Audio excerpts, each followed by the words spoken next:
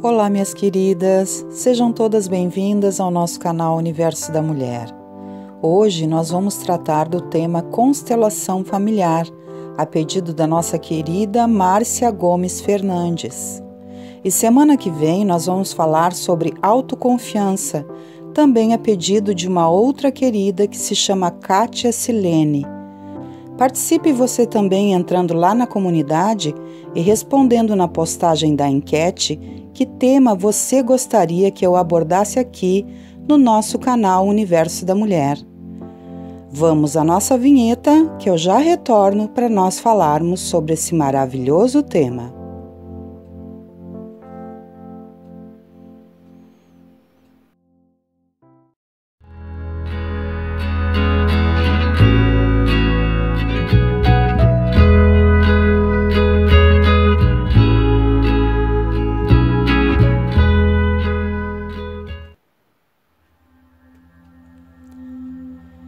Queridas, esse tema foi extraído de pesquisas que eu fiz relacionadas à constelação familiar e também extraída de um texto adaptado do livro A Constelação Familiar em Sua Vida Diária, de Joy Manet, certo?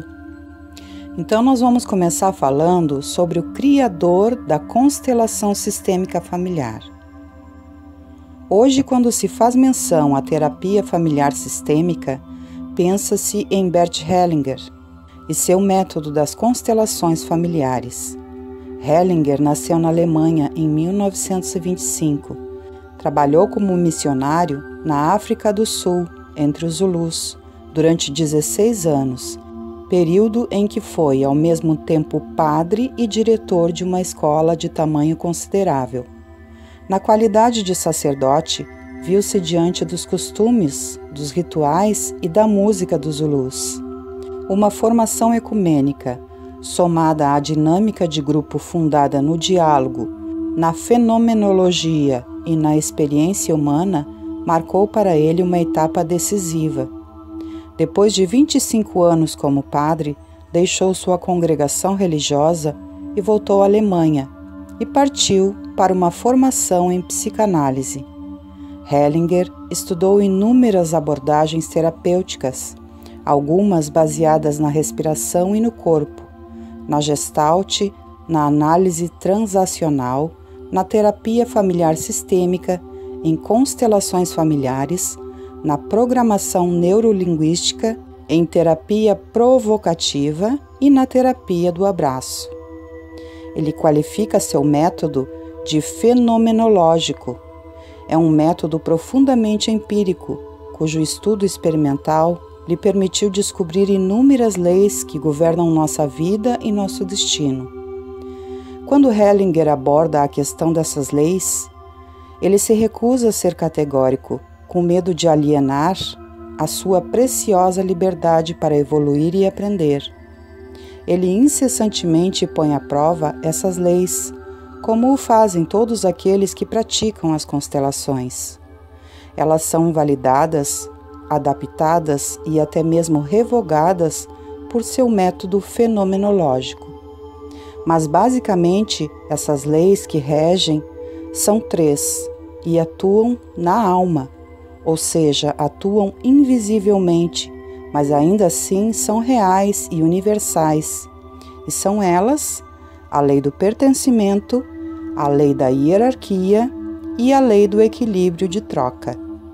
A lei do pertencimento indica que todos os indivíduos do sistema, sejam do grupo familiar ou dos convívios em geral, têm direito a pertencer, e se alguém é excluído, a geração seguinte vem apresentando algum problema relacionado a esta exclusão.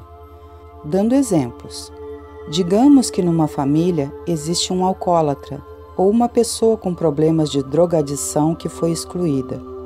Assim, um outro membro da mesma família vai nascer e, ao crescer, vai apresentar os mesmos problemas que o membro anterior que foi excluído, para que a questão do pertencimento e a resolução dos problemas com álcool ou drogas sejam resolvidos e não esquecidos através de uma exclusão.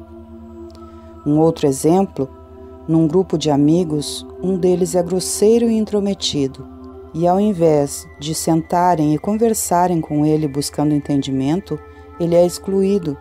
Então, um próximo amigo que se juntar ao grupo terá os mesmos problemas que aquele que foi excluído, por ter sido negado o direito ao pertencimento e à resolução daquele problema. Outro exemplo, numa empresa, um dos funcionários é preguiçoso, sem respeito, descompromissado, sempre se atrasa. Então, ele é excluído pela sua demissão sem ter sido advertido ou estimulado a mudar. E assim, um dentre os próximos funcionários vai apresentar os mesmos problemas até que seja encontrada uma melhor resolução através da preparação, do diálogo e da oportunização de pertencimento. E assim por diante. Existem inúmeros exemplos que podem ser encaixados. O importante é que se entenda que, se não houver direito ao pertencimento e sempre se partir para a exclusão sem ao menos tentar a aceitação e resolução, isto vai se tornar um ciclo de repetição. Até com nossos sentimentos ocorre o mesmo. Se temos um sentimento de mágoa, de dor, de tristeza ou de ciúmes, de raiva, de angústia ou de egoísmo, e não admitimos porque dói ou porque somos arrogantes para reconhecer, esse sentimento vai se repetir sempre e de tempos em tempos vai voltar a nos prejudicar.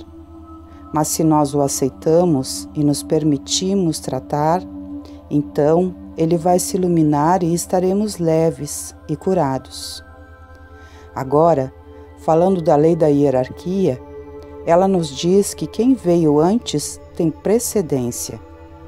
Ok, mas o que isso significa? Significa que, por exemplo, um casal que acaba de ter um bebê normalmente deposita toda a sua atenção neste bebezinho e se esquecem um do outro. E aí o relacionamento deteriora, porque não houve o cuidado da precedência. Ou seja, eles vieram primeiro. Nós sabemos que um bebê precisa de atenção e cuidados, tanto da mãe como do pai, num compartilhar para que não haja uma sobrecarga, nem para um, nem para outro, agindo ambos de forma participativa, independente das ocupações fora ou dentro de casa. Mas não se pode negligenciar a vida do casal, o seu entendimento, o seu afeto, a sua aproximação, porque o casal precedeu o bebê. E se houver distanciamento ou esquecimento um do outro, isso vai gerar esfriamento e posteriores conflitos que com certeza também atingirão o desenvolvimento do bebê, porque o bebê vai perceber esses desequilíbrios, porque crianças são o reflexo dos pais, e a criança vai ficar feliz se os pais estiverem felizes, caso contrário não. Então é importante que haja esse equilíbrio, onde cada um ocupa o seu lugar de forma harmônica.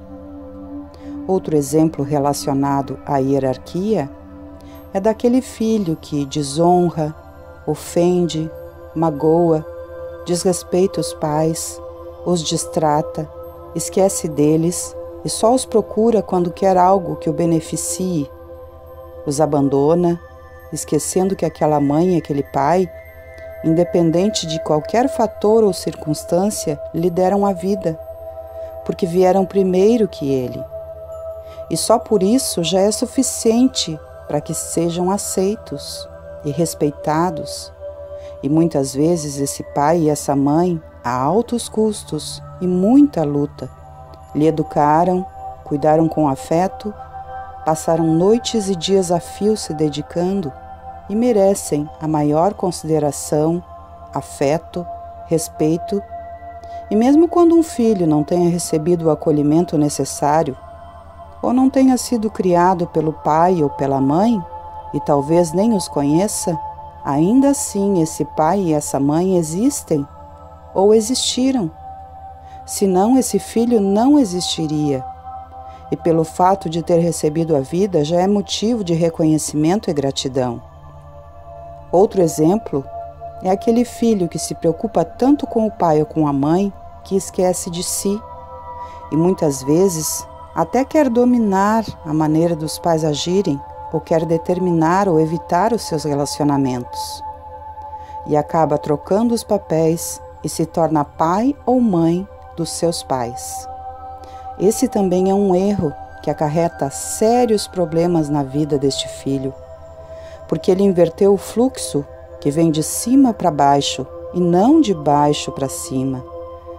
E um filho que inverte os papéis cuidando demais de seus pais não vai saber cuidar dos seus filhos, porque não entendeu a hierarquia ou quando casar, vai querer que a esposa o trate como filho ou que o marido a trate como filha. Então, não se pode inverter os papéis, entende? Pais têm de estar no lugar dos pais. Filhos têm de estar no lugar dos filhos. O fluxo correto é dos pais que dão para os filhos, que dão para os filhos, não o contrário. Outro exemplo é quando você recebe um emprego, onde você tem um excelente cargo de chefia e daí você se acha e desvaloriza todas as outras chefias anteriores e todas as suas metodologias que levaram aquela empresa a crescer e chegar até ali. E muitas vezes você até desrespeita falando mal dos chefes anteriores e todo esse seu comportamento vai te gerar problemas e alguém vai te puxar o tapete ou vão começar a haver intrigas e antipatias contra você. Tudo porque você não respeitou a lei da hierarquia e não entendeu que quem veio primeiro tem precedência. Agora, falando da lei do equilíbrio de troca, algumas pessoas só sabem dar e não sabem receber, ou inconscientemente não querem receber porque por algum motivo se acham inferiores, então se desvalorizam ou se sentem superiores demais para receberem do outro. E algumas pessoas só querem receber, mas não sabem ou não querem dar, porque são arrogantes e se acreditam muito superiores, ao ponto de que todos têm de sempre estar à sua disposição, lhe servindo e lhe fazendo o centro das atenções. E o fluxo da vida pede equilíbrio. Uma hora a gente dá, e na outra hora a gente recebe, e a vida vai cobrar esse equilíbrio. A balança não pode pesar só para um lado, ela tem que estar equilibrada. É mais ou menos assim. São duas pessoas numa gangorra. Uma hora um lado sobe e o outro desce.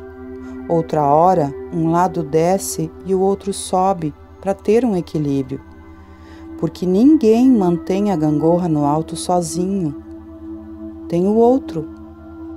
E tem que deixar o outro subir também para dividir o peso. Porque ou o que está mantendo o peso sozinho vai cansar e vai querer ir para outra atividade, ou ele vai desistir e sair da gangorra.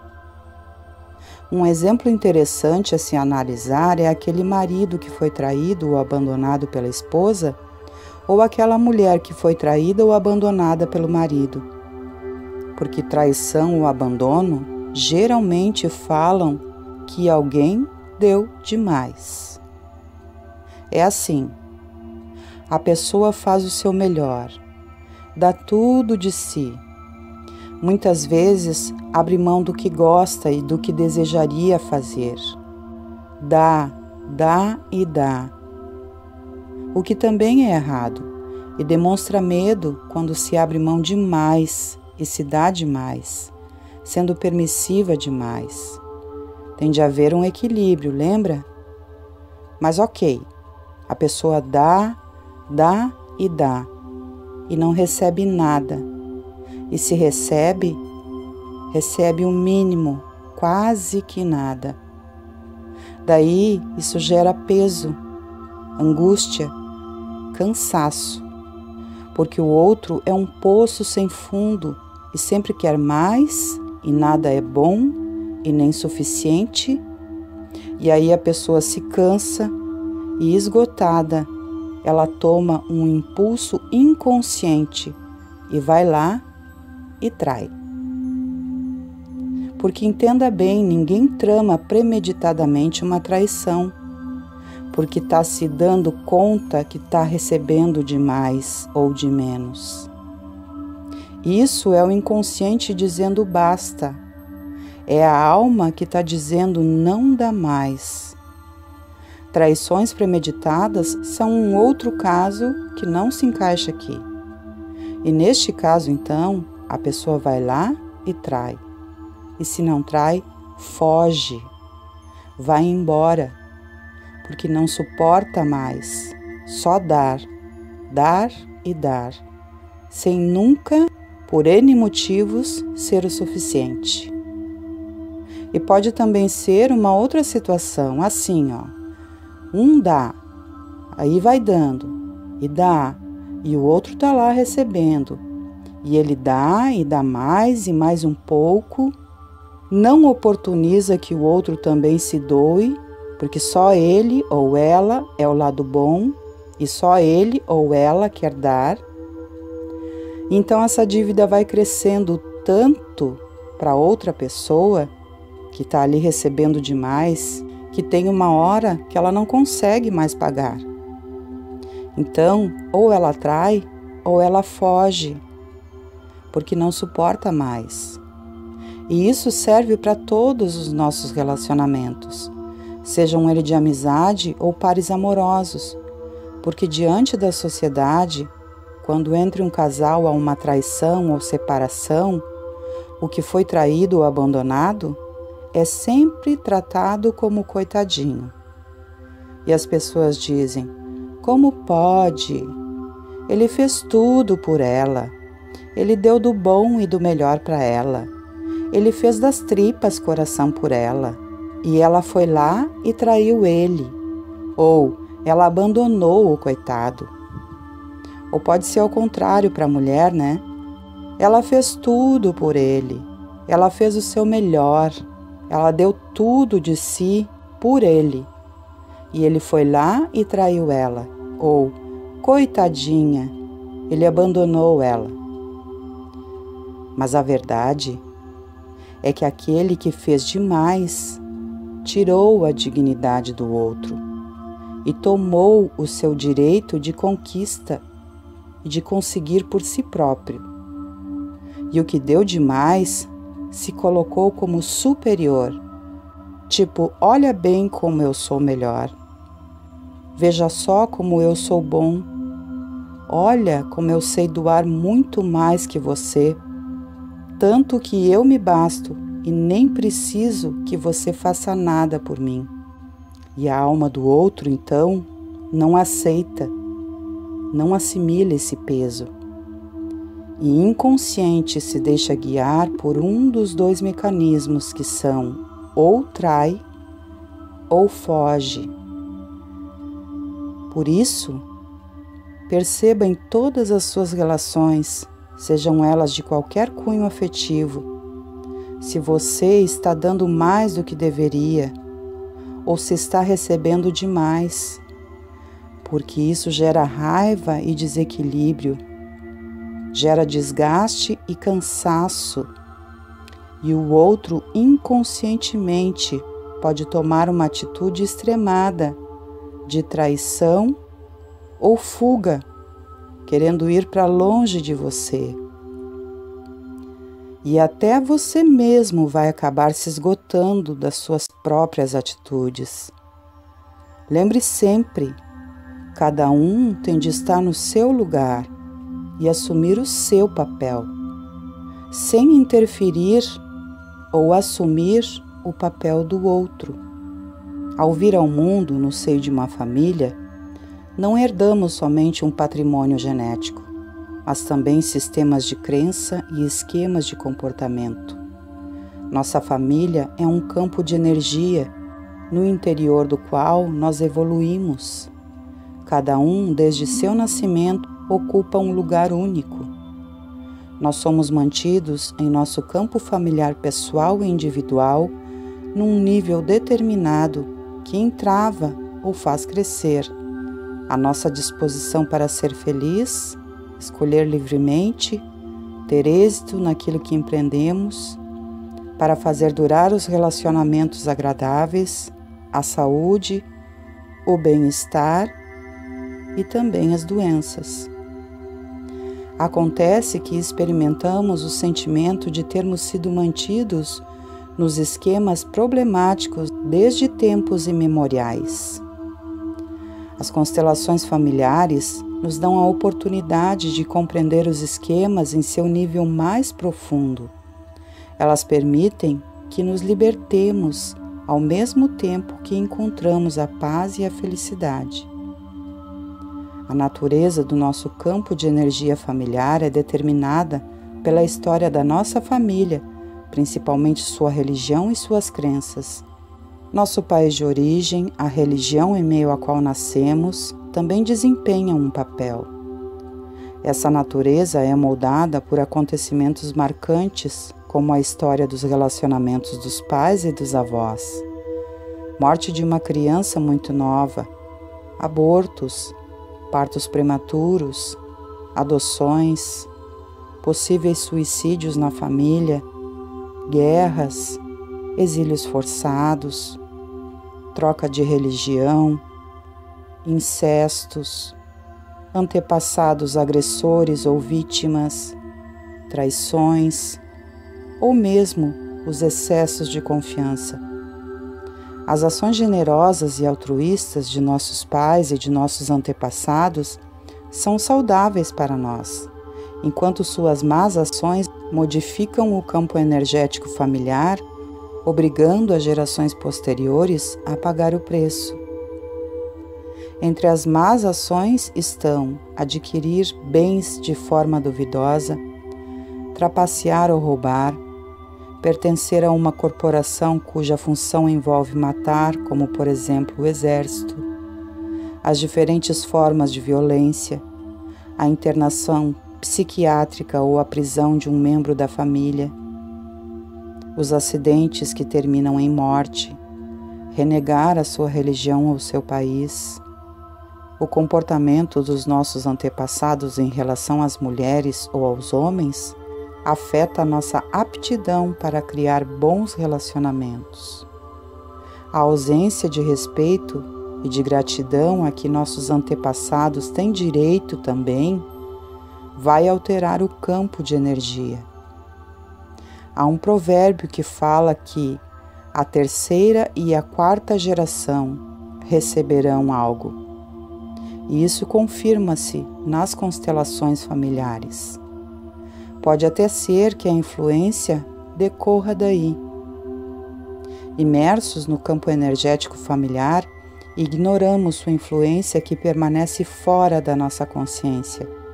Estamos presos a comportamentos e atitudes que nos derrotam e incitam a cometer atos que não compreendemos e dos quais acabamos por nos arrepender muitas vezes. As constelações familiares nos ensinam que a nossa família é a nossa sina. Entretanto, não estamos irremediavelmente presos a essa sina e podemos alcançar a cura ao compreender os mecanismos desse processo.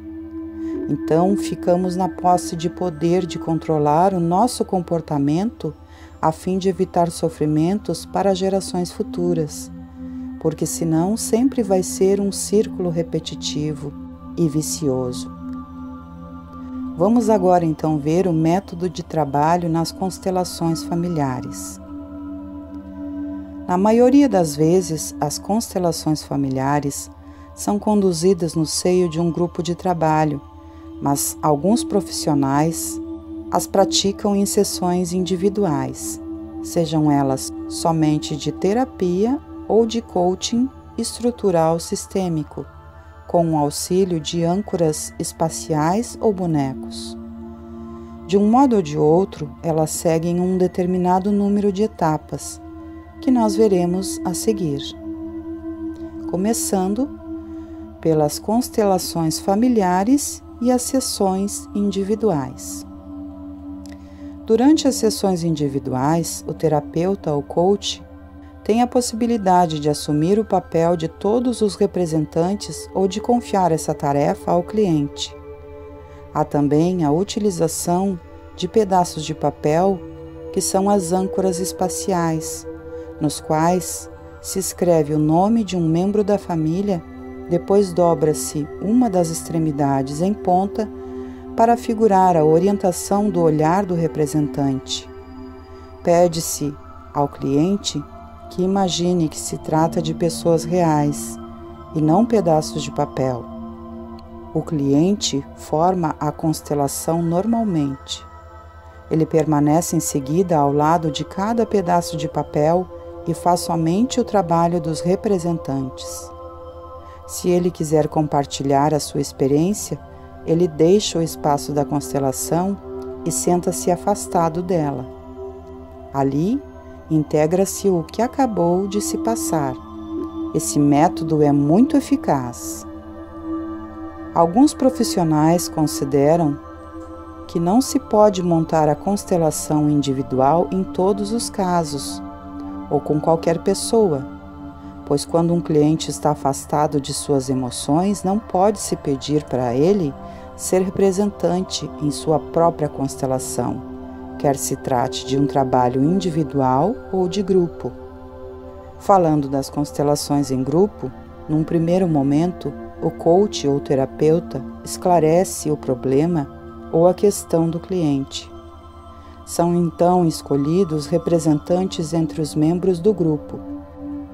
A constelação é montada e se desenrola progressivamente até a sua solução ou até o momento em que fica evidente que sua solução é impossível, que é, de certo modo, uma solução à parte. Podemos introduzir um ritual de encerramento de sessões, assim como conselhos sobre a maneira de integrar aquilo que a constelação revela. Vamos agora ao passo a passo de uma constelação em grupo. Primeira etapa: a definição do problema. O terapeuta pergunta ao cliente qual é o problema, ou seja, ele quer saber o que o leva a uma constelação familiar. A informação que o terapeuta procura é então puramente factual.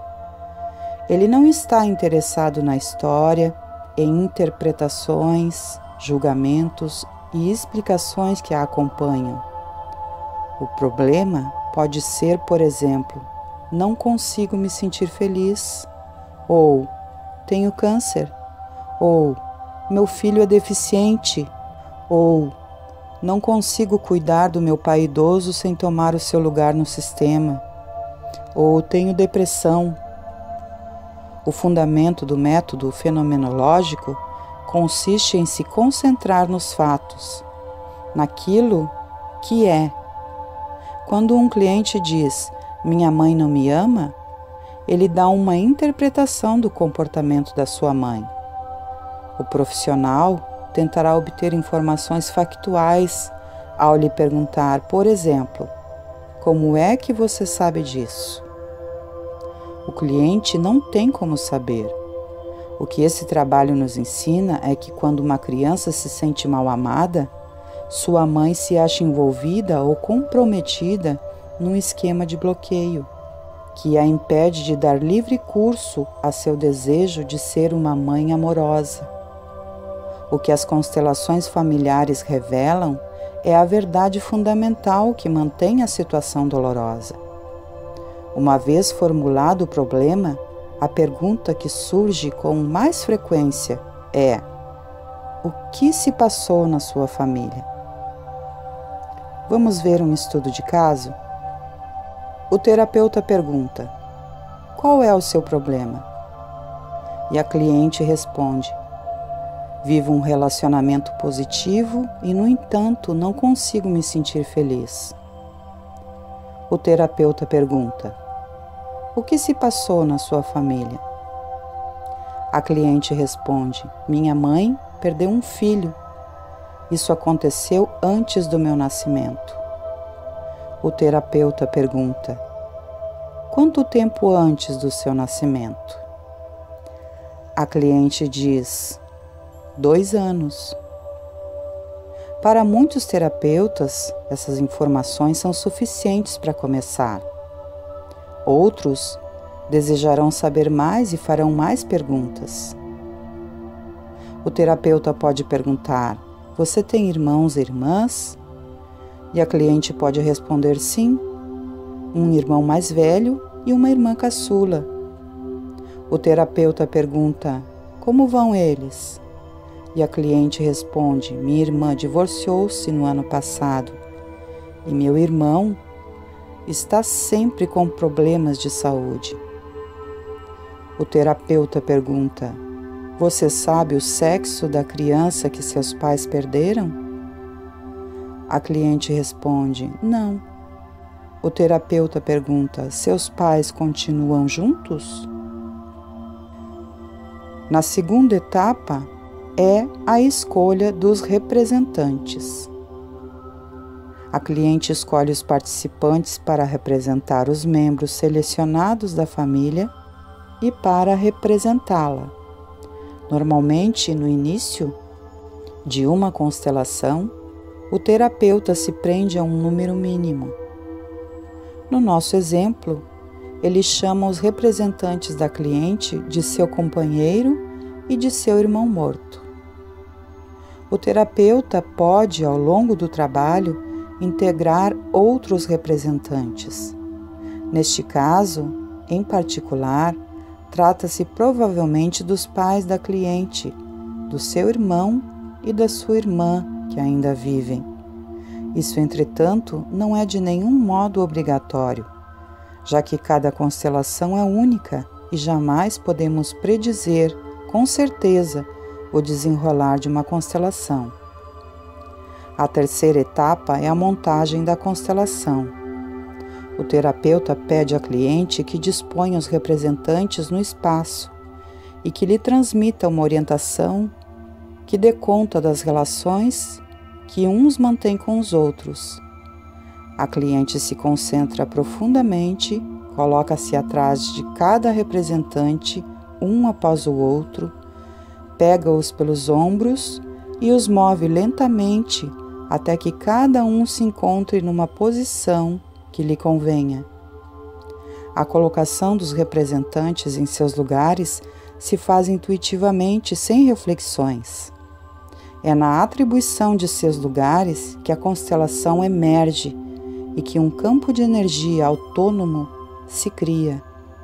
Uma vez formada a constelação, a cliente senta-se entre os participantes e observa o que se passa. Pode acontecer que o terapeuta monte a constelação familiar ou que uma cliente seja sua própria representante. Em nosso exemplo, a cliente instala os representantes dela do seu irmãozinho falecido e do seu companheiro. Ela os dispõe de modo que a sua representante olhe na direção do seu irmão morto e que os representantes de seu companheiro e de seu irmão morto olhem para a sua representante. A constelação mostra que a atenção da cliente está focalizada no irmão morto, enquanto a do seu companheiro está direcionada para ela. Certamente, um diagrama assim não pode refletir as expressões de seus representantes, mas elas certamente são visíveis para o terapeuta, a cliente e os membros do grupo. Todos podem ver o olhar terno trocado entre a cliente e seu irmão morto, assim como o olhar inquieto que seu companheiro lhe lança. A quarta etapa é o processo de solução. Existem 2 formas de trabalhar nas constelações familiares. A primeira traz a intervenção do terapeuta, que pede a cada um dos representantes que descreva o que lhe acontece. As informações que ele recebe desse modo são puramente factuais e fenomenológicas, sendo excluídas todas as explicações ou interpretações. O terapeuta pode assim mover os representantes a fim de que eles possam se ver ou se afastar uns dos outros. Pode ser até que ele os faça sair da constelação. Mas quando os representantes ficam habituados a se deixar guiar pelo campo de energia, o terapeuta não intervém mais, deixa o campo operar. Os movimentos são lentos e a energia é muito intensa. Nós os chamamos de movimentos da alma, e eles podem levar uma constelação até a sua solução, sem que se pronuncie uma só palavra. No nosso estudo de caso, o terapeuta intervém e faz perguntas. O terapeuta diz, dirigindo-se à representante da cliente: "O que está acontecendo?" A representante da cliente responde: "Só consigo me interessar pelo meu irmão falecido. Não enxergo meu companheiro." Então ela aponta para o representante do companheiro. E o terapeuta pergunta ao representante do companheiro: "O que está acontecendo?" O representante do companheiro responde: "Só vejo ela.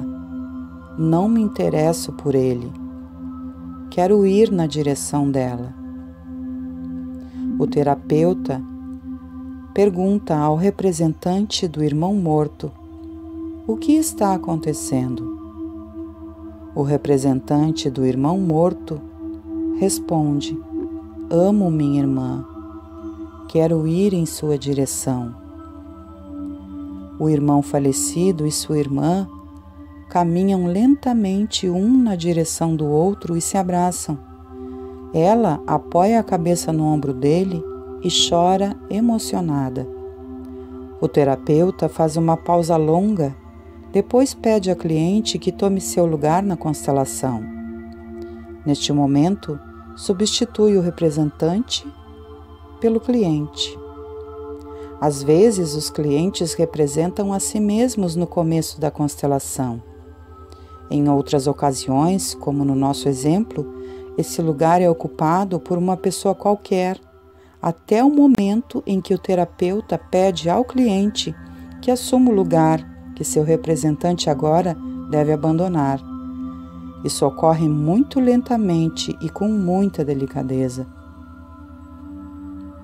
O terapeuta fala: "Diga a ele, a vida inteira senti sua falta." E a cliente diz: "A vida inteira senti sua falta." Muito emocionada. Então ela acrescenta por conta própria: "Eu queria muito ter você como irmão." A cliente parece aliviada ao pronunciar essas palavras.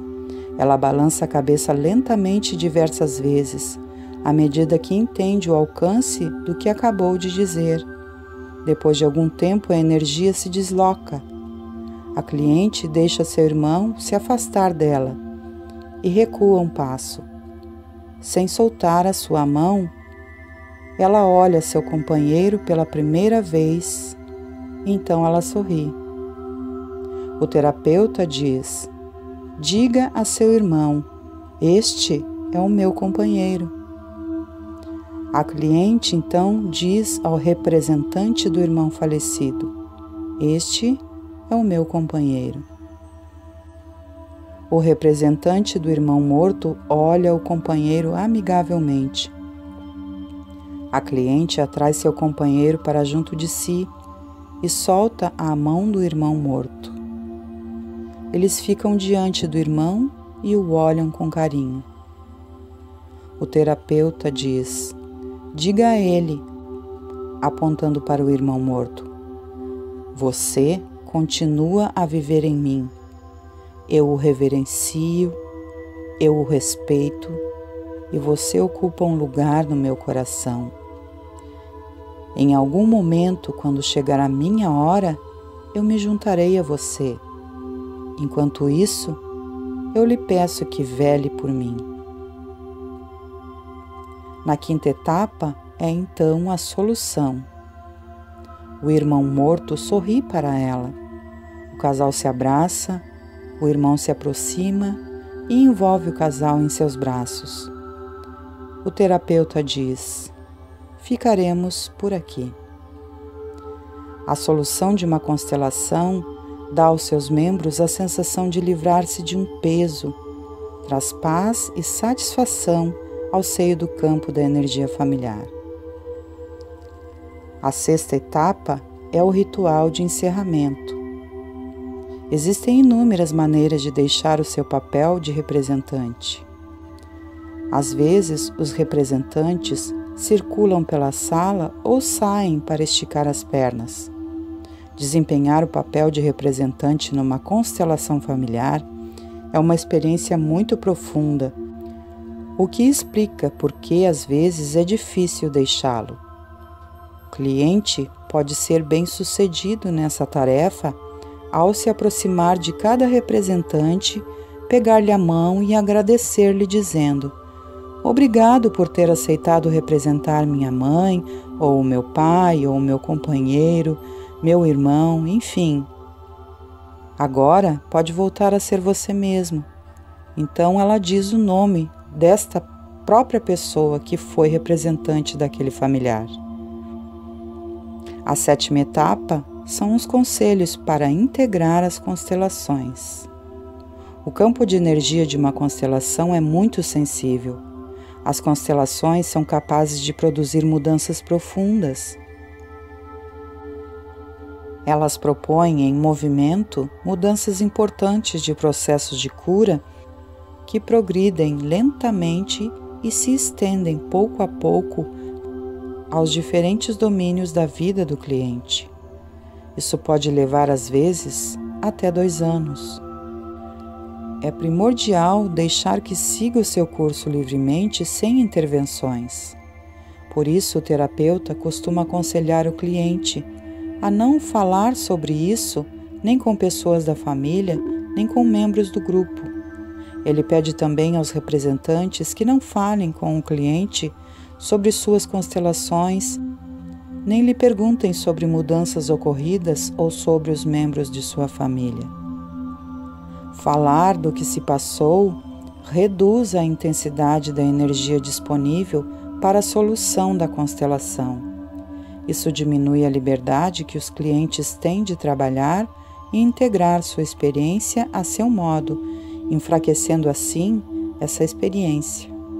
No entanto, no fim de uma constelação, muitas vezes o grupo troca ideias sobre suas reflexões. Os representantes podem querer dar ao cliente informações que ele achará úteis. E, ocasionalmente, já que esse trabalho não obedece a nenhuma regra absoluta, mas sim ao respeito total àquilo que é de acordo com a abordagem fenomenológica, o cliente é convidado a contar sua experiência aos membros da família envolvidos na situação. Nos grupos de formação em constelação familiar em que são colocadas as questões, ou se pede ao cliente que saia da sala, ou se delega a ele a responsabilidade de decidir se quer ficar ou sair. O cliente deve ter a vontade de integrar aquilo que lhe foi mostrado pela constelação. Isso é feito com sucesso quando seu nível de responsabilidade individual é elevado. Quando esse não for o caso, mas se tratar de clientes que procuram pretextos e desculpas e tornam os outros responsáveis por sua vida infeliz, eles integrarão mal o resultado desse trabalho, cujo fundamento é aceitar as coisas como elas são. Então, tantas coisas nós aprendemos ao longo das nossas vidas que foram erradas, que passaram para nós, dentro da nossa família, na sociedade, que nós, por algum motivo dessa criação, das religiosidades, da sociedade, distorcemos, e hoje em dia nós temos mecanismos e ferramentas maravilhosos para nos auxiliar a nos curarmos, similares uns aos outros, como esse maravilhoso mecanismo que é a constelação familiar. Espero, minhas queridas, que vocês tenham gostado desse material. Agradeço ao pedido da nossa querida Márcia Gomes Fernandes. Um beijo no teu coração, querida. Muita gratidão, seja sempre muito bem-vinda entre nós e receba o acolhimento afetuoso desta tua amiga Anita Castro. Desta forma, vou me despedindo, lembrando a todas que participem, entrando lá na nossa comunidade e respondendo a enquete. Que tema você gostaria que fosse abordado aqui no nosso canal Universo da Mulher? Semana que vem, nós falaremos sobre autoconfiança a pedido da nossa querida Kátia Silene. Um grande beijo no coração de todas e até o nosso próximo vídeo.